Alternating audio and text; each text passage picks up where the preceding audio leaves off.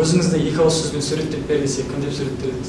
Мен де өз кезімде Американың да шпионы болдым, Қытайдың да шпионы болдым, биліктің де адамы болдым. Қазіргі кезде үш тілділік саясаты бар, яғни балабақшадан бастап үш тілді үйрету. Не деген ақымақсың?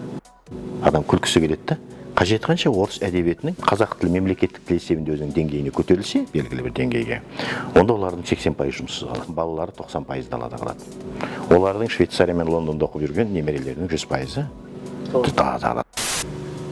Қазіргі уақытта, дәл қазіргі біздің қоғамда қазақтарға қандай қасиет жетіспейді? Бұл Нұрсұлтан Әбішевич Назарбаев дегендегі шынымен оны сақтап қалу деген сияқты көрінеді да маған.